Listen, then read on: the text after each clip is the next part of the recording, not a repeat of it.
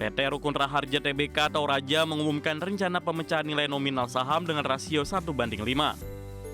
Perseroan akan mengubah nilai nominal saham dari Rp25 menjadi Rp5 per saham.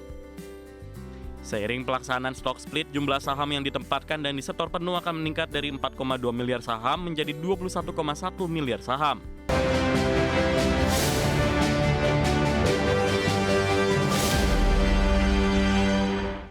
Pemirsa, PT Rukun Raharja Tbk berencana melakukan pemecahan nilai nominal saham atau stock split dengan rasio 1:5. Langkah ini dilakukan untuk meningkatkan likuiditas perdagangan dan memperluas jangkauan investor di pasar modal. PT Rukun Raharja Tbk atau Raja mengumumkan rencana pemecahan nilai nominal saham dengan rasio 1:5. Perseroan akan mengubah nilai nominal saham dari Rp25 menjadi Rp5 per saham. Seiring pelaksanaan stock split, jumlah saham yang ditempatkan dan disetor penuh akan meningkat dari 4,2 miliar saham menjadi 21,1 miliar saham. Langkah ini diharapkan dapat meningkatkan likuiditas perdagangan saham perseroan di Bursa Efek Indonesia. Manajemen Raja menyebut harga saham perseroan yang saat ini berada di level Rp4.170 per saham dinilai sudah terlalu tinggi bagi sebagian investor. Kondisi ini membuat nilai investasi minimum untuk satu lot saham menjadi kurang terjangkau. Perseroan menyatakan rencana stock split ini telah mendapatkan persetujuan prinsip dari Bursa Efek Indonesia pada 5 Mei 2026. Selanjutnya, Perseroan akan meminta persetujuan pemegang saham melalui rapat umum pemegang saham luar biasa pada 23 Juni 2026. Dalam jadwal tentatif, Perseroan menyebut saham dengan nilai nominal lama akan diperdagangkan terakhir pada 13 Juli 2026. Sementara saham dengan nilai nominal baru dijadwalkan mulai diperdagangkan pada 16 Juli 2026. Raja juga menunjuk kantor jasa penilai publik Kusnanto dan rekan untuk melakukan penilaian pasar perseroan. Berdasarkan hasil analisis, nilai pasar Raja per akhir 2025 tercatat mencapai 1,2 miliar dolar Amerika Serikat. Tim Liputan IDX Channel. Ya, Ketua DPR RI Puan Maharani memastikan akan memanggil Bank Indonesia dan Menteri Keuangan setelah rupiah kembali terpuruk, serta mencetak rekor terendah di atas 17.500 per dolar Amerika Serikat. Menurut Puan, DPR bersama Kementerian Keuangan juga akan membahas perkembangan nilai tukar rupiah terhadap dolar menjelang sidang terdekat yang membahas pokok-pokok kebijakan fiskal sebagai dasar penyusunan APBN 2026. Dengan dinamika situasi global saat ini, Puan menilai pemerintah Indonesia perlu mengambil langkah antisipasi lanjutan untuk kebijakan fiskal tahun depan.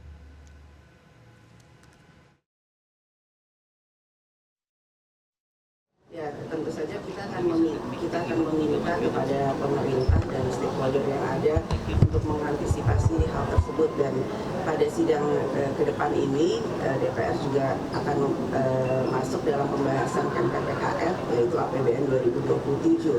Karena itu juga termasuk dalam mengantisipasi APBN dan fiskal yang akan datang. Bagaimana dengan situasi global ini, kan juga bukan hanya Indonesia, ini terkait dengan situasi global, apa yang akan dilakukan oleh pemerintah termasuk dengan BI. Situasi ini jangan sampai pengaruhnya itu nantinya akan membuat Indonesia jadi terpuruk. Jadi harus diantisipasi sejak awal, bukan hanya tahun ini, tapi PT Semen Indonesia Persero Tbk akan membagikan dividen tunai sebesar Rp190,8 miliar untuk tahun buku 2025. Pemegang saham akan menerima dividen sebesar Rp28,33 per saham dengan jadwal pembayaran pada 11 Juni 2026. PT Semen Indonesia Persero Tbk atau SMGR siap membagikan dividen tunai sebesar Rp990,8 miliar untuk tahun buku 2025. Keputusan ini ditetapkan dalam rapat umum pemegang saham tahunan yang digelar pada 8 Mei 2026. Pemegang saham menyetujui pembagian seluruh laba bersih perseroan sebagai dividen. Setiap pemegang saham akan menerima dividen tunai sebesar Rp28,33 per saham.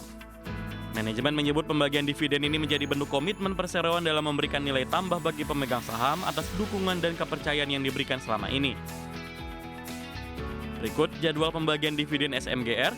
Kam dividen di pasar reguler dan negosiasi pada 20 Mei 2026, ex dividen di pasar reguler dan negosiasi pada 21 Mei 2026, kam dividen di pasar tunai pada 22 Mei 2026, ex dividen di pasar tunai pada 25 Mei 2026, dan pembayaran dividen pada 11 Juni 2026.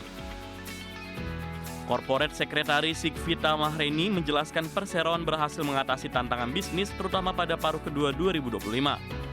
Hal ini didukung penerapan strategi transformasi yang menciptakan titik balik dan tren kinerja positif hingga berlanjut pada kuartal pertama 2026.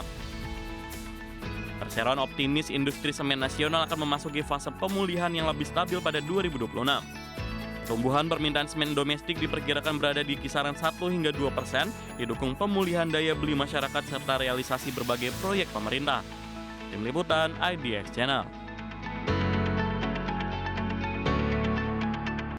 PT Nusa Tbk mencatat kinerja operasi yang solid di sepanjang kuartal pertama 2026. Pencapaian ini didorong pertumbuhan bisnis distribusi energi jasa hulu migas serta ekspansi usaha ke pasar internasional.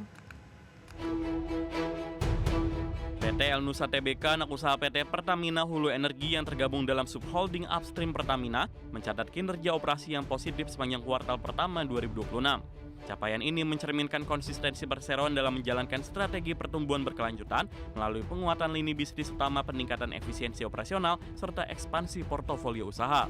Kinerja positif Elsa terutama didorong oleh segmen penjualan barang dan jasa distribusi serta logistik energi.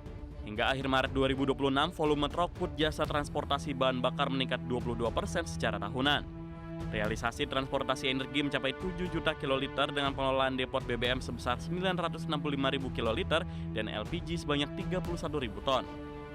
Pada lini jasa hulu migas terintegrasi El Nusa mencatat aktivitas survei seismik 3D seluas 47,08 km persegi dan survei 2D sepanjang 4,16 km. Pada lini jasa hulu migas terintegrasi El Nusa mencatat aktivitas survei seismik 3D seluas 47,08 km persegi dan survei 2D sepanjang 4,16 km. Untuk layanan sumur well testing menjadi aktivitas tertinggi dengan penanganan 2.578 sumur, diikuti wireline logging sebanyak 327 sumur. Selain memperkuat bisnis, inti El Nusa juga terus mendorong diversifikasi usaha melalui ekspansi internasional. Melalui anak usahanya PT El Nusa Fabrikasi Konstruksi Perseroan menjalankan aktivitas trading OCTG untuk proyek di Aljazair. Langkah ini menjadi bagian dari upaya meningkatkan sumber pendapatan dan daya saing global. Pada segmen jasa penunjang migas, El Nusa mencatat tingkat utilisasi aset sebesar 95% dengan pengelolaan 186 kontrak berjalan. Perseroan juga terus memperkuat kapabilitas melalui transformasi digital dan pengembangan teknologi berbasis kecerdasan buatan atau AI. Direktur Operasi El Nusa Andri Haribowo menegaskan Perseroan akan terus mengakselerasi penguatan layanan terintegrasi, peningkatan efisiensi, dan diversifikasi bisnis. Langkah ini dilakukan untuk menangkap peluang pertumbuhan baru sekaligus mendukung ketahanan energi nasional. Tim Liputan IDX Channel.